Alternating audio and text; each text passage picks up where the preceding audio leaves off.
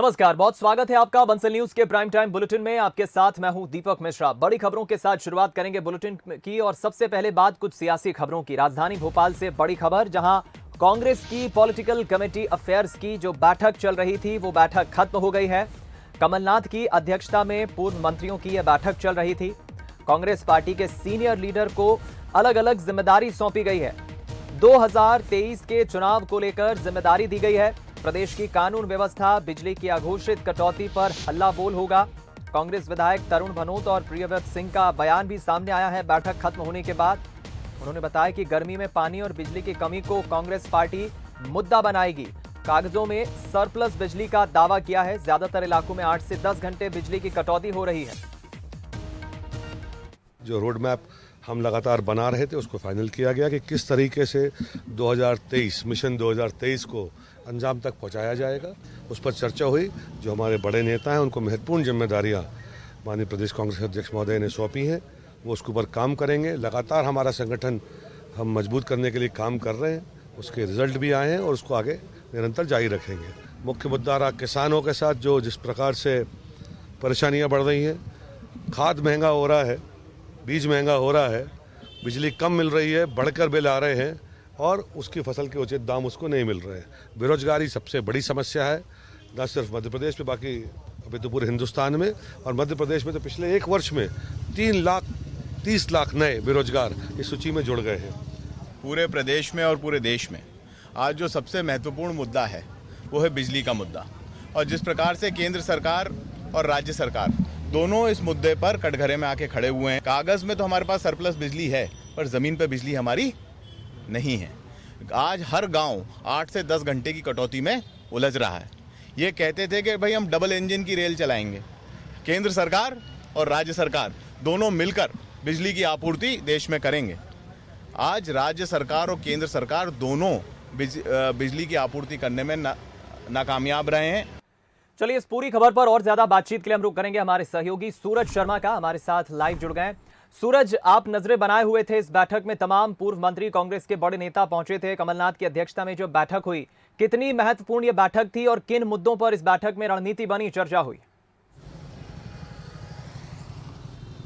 देखिए, बिल्कुल 2023 विधानसभा चुनाव को लेकर रोड मैप तैयार किया गया है और साथ ही जो वरिष्ठ नेता हैं, खासतौर से अजय सिंह, अरुण यादव, दिग्विजय सिंह, कांतिलाल भूरिया, सुरेश पचौरी को महत्वपूर्ण जिम्मेदारी दी गई है। और साथ ही वर्तमान में जिस तरीके से मध्य प्रदेश में हालात हैं, चाहे बिजली संकट की बात करें, कई जिलों में बिजली की अघोषित कटौती हो रही है और साथ ही बढ़े हुए बिजली के बिल जो हैं वो किसान और आम जनता को दिए जा रहे हैं। इसको लेकर कांग्रेस एक प्लान कर रही है किस तरीके से पूरे प्रदेश में बड़े बड़े आंदोलन अलग अलग स्थानों पर किए जाएंगे। क्योंकि जिस तरीके से देखा जाता है कोयले की कमी के चलते जो अघोषित बिजली कटौती हो रही है और किसान परेशान हो रहा है, चाहे आम जनता हो जो घरों में रहती है या जो खेत में काम करने वाले किसान हैं, उनको भी बिजली नहीं मिल पा रही है। साथ ही जिस तरीके से पीने के पानी की किल्लत को लेकर कई स्थानों से जो तस्वीरें सामने आ रही हैं, उसको लेकर भी कांग्रेस एक्शन प्लान तैयार कर रही है। कहाँ से किस स्थान पर ऐसे आंदोलन करना है जो जनता से जुड़े मुद्दे हैं, खासतौर से बिजली, अघोषित बिजली कटौती, पीने के पानी की किल्लत और बढ़ती महंगाई। इसके साथ ही एक जो नया रोड मैप है 2023 को लेकर, उसको जिम्मेदारी दी है कि खासतौर से किन किन सुझावों को रोड मैप पर में शामिल किया जा सकता है। जिस तरीके से कल किसान कर्ज माफ़ी की बात कमलनाथ ने कही, आज पुरानी पेंशन योजना बहाल करने की बात की। ऐसे कौन कौन से मुद्दे हैं जो आम जनता से जुड़े हैं और ख़ासतौर से जो कर्मचारियों के हितैषी हैं, क्योंकि 2018 में किसान कर्ज माफ़ी के नाम पर ही कांग्रेस सत्ता में आई थी और जब कहा जाता है कि दिग्विजय सिंह सरकार थी, उस समय कर्मचारियों के आक्रोश के चलते ही सरकार गिरी थी। ऐसे में कहीं ना कहीं पुरानी पेंशन बहाली योजना कर्मचारियों जो माना जा रहा है 2005 के बाद करीब 3.5 लाख ऐसे कर्मचारी हैं जिनकी भर्ती हुई।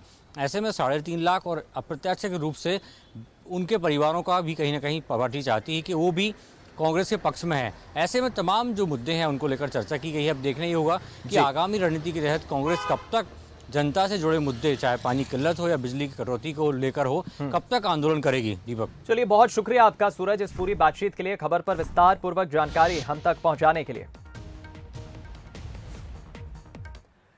2023 चुनाव से पहले पूर्व सीएम कमलनाथ ने पुरानी पेंशन बहाल करने का ऐलान किया है। शनिवार को किसानों के लिए कर्ज माफी के ऐलान के बाद शिक्षक कांग्रेस कार्यक्रम में कमलनाथ ने कहा कि कांग्रेस शासित राज्यों में पुरानी पेंशन लागू कर दी गई। मध्य प्रदेश में कांग्रेस की सरकार बनेगी तो यहां भी पेंशन लागू की जाएगी। भोपाल के मानस भवन में कमलनाथ ने कहा कि आप लोग ठान लो तो विधानसभा में कांग्रेस का झंडा लहराएगा। पुरानी पेंशन योजना में आप कांग्रेस की भावना समझते हैं, राजस्थान और छत्तीसगढ़। तो ये तो स्वाभाविक है कि जो बाकी कांग्रेस स्टेट्स में लागू हो रहा है वो मध्य प्रदेश में भी लागू होगा, ये कोई नहीं हो सकता। मध्य प्रदेश के दिग्गज कांग्रेस नेता गोविंद सिंह लगातार चर्चा में हैं। पहले उनके नेता प्रतिपक्ष बनने को लेकर कयास लगाए जा रहे थे, वहीं अब नेता प्रतिपक्ष बनने के बाद बधाई पोस्टर को लेकर सियासत शुरू हो गई है। मध्य प्रदेश की सियासत में कांग्रेस का ये पोस्टर इन दिनों काफी चर्चा में है। दरअसल ये पोस्टर डॉक्टर गोविंद सिंह को नेता प्रतिपक्ष बनाए जाने के बाद उनके समर्थकों ने ग्वालियर शहर में लगाए हैं। मगर इन बैनर पोस्टर से दलित चेहरा फूल सिंह बरैया गायब है, जिसे अब बीजेपी दलित अस्मिता से जोड़ रही है। आज जो पोस्टर निकला है कांग्रेस पार्टी का नेता प्रतिपक्ष के ताजपोशी में, उसमें जो जितने पोस्टर लगे हैं उसमें फूल सिंह बरैया का नाम गायब है। तो कांग्रेस पार्टी की सोच ना तो बरैया के साथ है ना दलितों के साथ है। कांग्रेस पार्टी ना बरैया की जरूरत है ना दलित की जरूरत है। जब जरूरत होती तो पोस्टर जो निकला है उस पोस्टर में फूल सिंह बरैया या अनुसूचित जाति के नेताओं का फोटो होता, कोई फोटो नहीं है। इसका मतलब कांग्रेस पार्टी को ना बरैया की जरूरत है और ना अनुसूचित जाति वर्ग की जरूरत है। और आज यही कारण है कि लगातार गरीब वर्ग और अनुसूचित जाति वर्ग लगातार कांग्रेस से दूर जा रहा है। वहीं अब कांग्रेस का कहना है कि ये पोस्टर और बैनर नेता प्रतिपक्ष डॉक्टर गोविंद सिंह के चाहने वालों ने लगाए हैं। कांग्रेस पार्टी का इन पोस्टर और बैनर से कोई लेना देना नहीं है। कांग्रेस दावा कर रही है कि फूल सिंह बरैया पार्टी के सम्मानित लीडर हैं और पार्टी उनके सम्मान का पूरा ख्याल रखती है। नहीं, दलित नेताओं का अपमान कोई नहीं है और उनको बराबर जो है सम्मान दिया है कांग्रेस ने। कांग्रेस जब से वो शामिल हुए हैं बराबर उनको जहाँ भांडेर से टिकट दिया, राज्यसभा सदस्य बनाया। और ये जो पोस्टर बैनर और फोटो की जो बात कर रहे हो, ये तो क्या होता है जो फॉलोअर होते हैं। अब जैसे गोविंद सिंह जी के जो फॉलोअर हैं, ज़रूरी नहीं है मैं ग्वालियर का अध्यक्ष हूँ मेरा फोटो लगाएं। वो कई जगह लगाए कई जगह नहीं लगाए, ज़रूरी नहीं है कि उसमें अन्य लोगों के फोटो लगाएं। बहरहाल डॉक्टर गोविंद सिंह की शान में लगे पोस्टर बैनर दलित सियासत का केंद्र बन गए। तो बीजेपी ने फूल सिंह के बहाने कांग्रेस को घेरने में कोई कोर कसर नहीं छोड़ रही।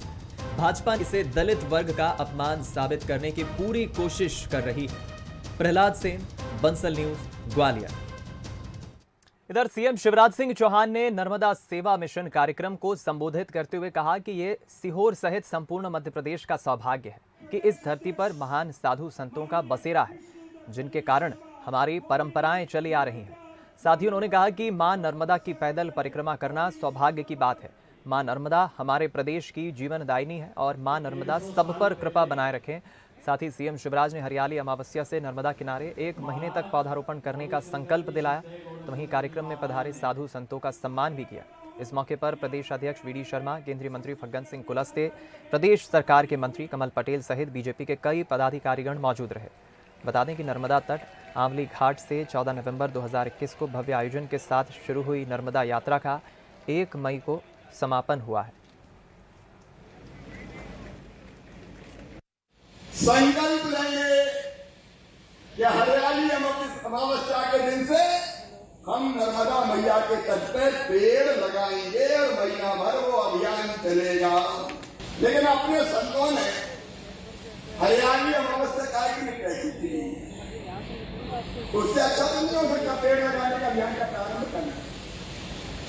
संतों से भी आपका भी मार्गदर्शन मिल जाएगा, लगाओ हरियाली अमावस्या पे पेड़, 2 लगाओ 4 लगाओ, मैं नहीं करा लाखों लगाओ, 11 साल नहीं तो 1 ही लगा दो भैया। जितनी ऑक्सीजन अपन को चाहिए उतने का इंतजाम कर दो रे।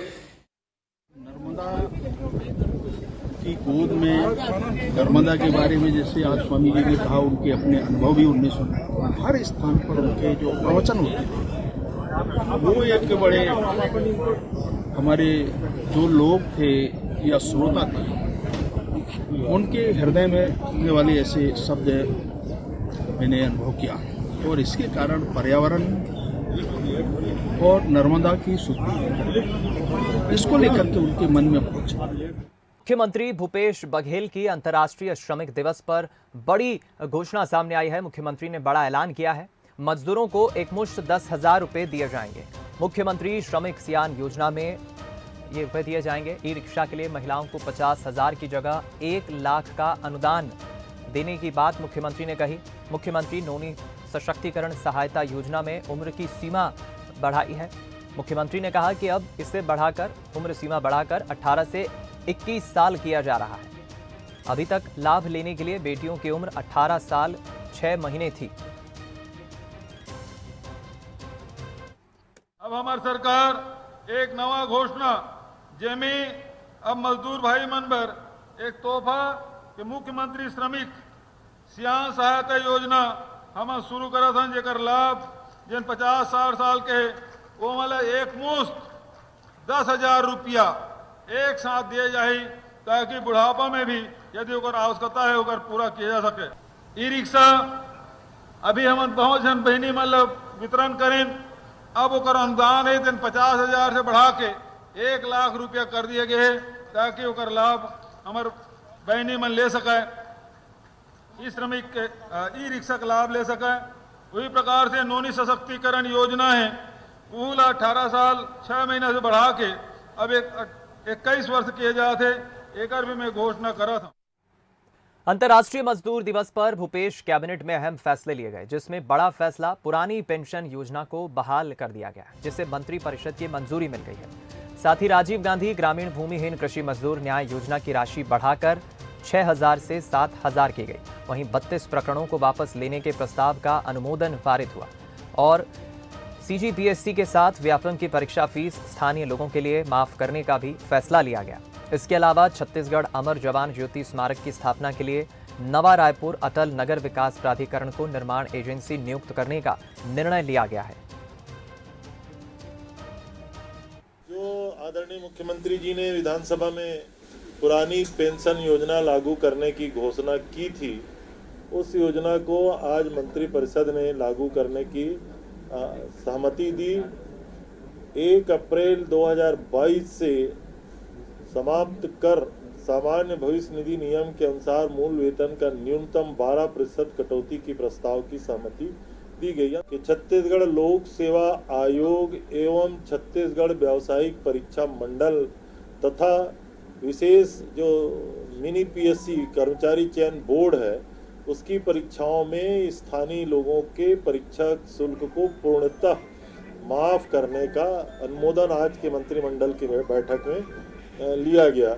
हमने जो छत्तीसगढ़ में राजीव गांधी ग्रामीण भूमिहीन कृषि मजदूर न्याय योजना जो लागू किया है, उसको जो वार्षिक प्रदाय राशि जो 6,000 रुपया शुरू में तय किया गया था, उसको 7,000 रुपया करने तथा विधानसभा में आदरणीय मुख्यमंत्री जी ने जो घोषणा किया था कि गुनिया, पुजारी, देव स्थल और बाजा मोहरिया जो बैगा लोग होते हैं, जो ये कुल मिला के शेड्यूल एरिया में, उनको भी जिनका सांस्कृतिक एवं सामाजिक संस्कारों में ट्राइबल क्षेत्र में विशेष भूमिका होती है, उनको भी इस योजना के अंतर्गत लाभ देने का निर्णय लिया गया। विशुद्ध रूप से राजनीतिक मामलों के विड्रॉ के करने के संदर्भ में छत्तीसगढ़ में सरकार की एक मंत्रिमंडलीय उप समिति कार्य कर रही है।